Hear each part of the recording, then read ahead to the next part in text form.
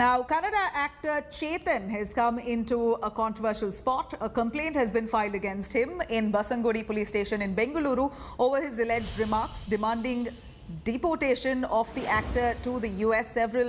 In fact, the Brahmin board has now come forward condemning his controversial tweet on Brahminism. The actor has been booked for his alleged derogatory remarks on Brahmins and Brahminism itself. The complainant, who is a VHP activist, has written to the Foreigners Regional Registration Office accusing Chetan of stoking communal caste sentiments which may lead to social disharmony, according to his complaint. In fact, the complainant added that actor Chetan is a US citizen and his residential permit must be revoked over his casteist jibes. Now, this comes after the actor recently tweeted saying that Brahmanism is negating of the spirit of liberty, equality, fraternity. In fact, he went on to add that Brahmanism should be uprooted. This was Chetan's tweet, which ran into controversy. Now, the actor himself there spoke to India Today on his Brahmanism remark. In fact, I did speak with him a little earlier, and he said that casteism still alive very much, and he's only reiterating what has been said in the fight against casteism for over 1,000 years. Let's take a listen to this exclusive conversation. Popular actor and activist Chetan Kumar joining me right here, who's got himself into a controversy over a tweet that he put up against Brahmins or Brahminism. Chetan joining me right here. Chetan, all that talk about Chetan absconding post a complaint that was filed against you for the controversial tweet. What's your take on that?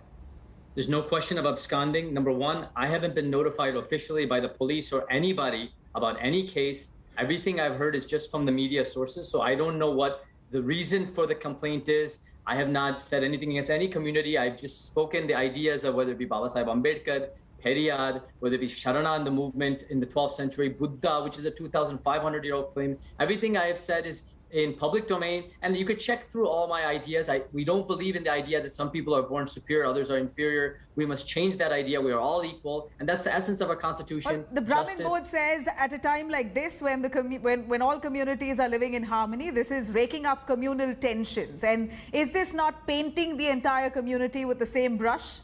Number one, we have not painted any community. Our fight is against the ideology and the system of Brahminism and casteism, which is basically an ideology that makes some people superior and inferior according to birth.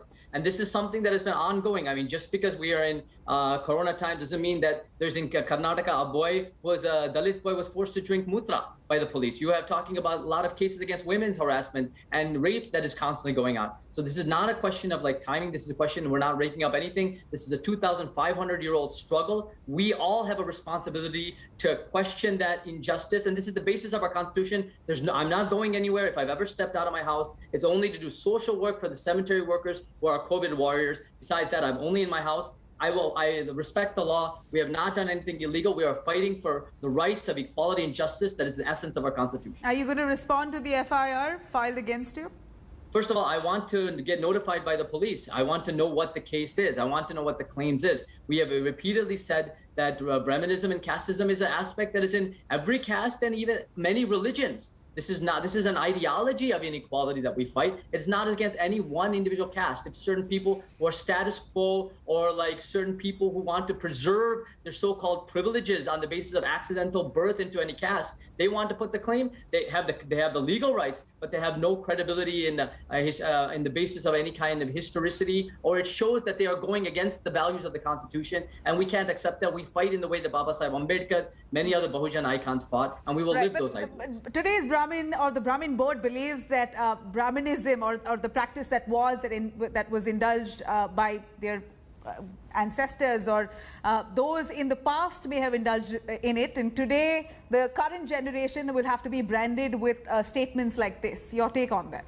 First of all, even to this day, we have statistics in Karnataka in 2018, 2019, 2020, that people coming from certain communities are not allowed to drink water, even in places in Karnataka. We have over 10 rapes per day on Dalit women every single day recorded across the nation. Every single political party in Karnataka and various places uses their caste techniques, caste ideologies to form political affiliations. There's not a single anti-caste political party in Karnataka today, as well as most political parties across the nation preserve the Brahminical casteist kind of structure. So we fight against this. We fight in an anti-caste way. There are people across the nation who are fighting in this way. We are expressing solidarity with them. This is all of our responsibility. I have been fighting on this for the Bahujan voices of equality and justice and non-violence for over 10 years on various platforms. We will continue to do it. And the Brahmin board is actually misusing, this is a government body that's misusing government like machinery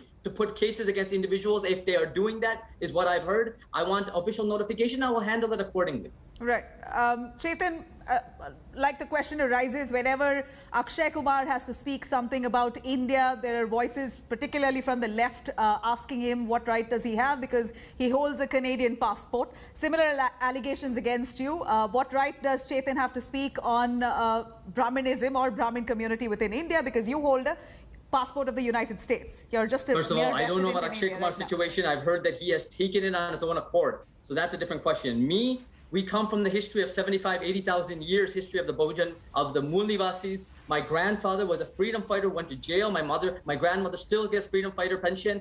I was accidentally born in America by chance. I didn't choose that, but I came back 16 years ago to serve my country, to serve India, to work for the dedication of equality and justice and rationality, the ideals of the country. And I will continue to do that. I'm working all under every visa legal kind of confines. I've not said anything that goes against any constitutional basis, and I am doing what is in the rights as a person of Indian origin, a person with all valid visas, and I will continue to fight. So in my mind and in my heart, and I know the people of Karnataka believe that I am more Indian than many people who are elected today in parliament doing anti-national, anti-constitutional, and hateful politics. We believe ideology of equality. We will continue to fight for that. We heard you. Thank you very much, Chetan Kumar, for joining us with those details. Chetan there, speaking with conviction, stands by his word, says he'll fight it out as and when.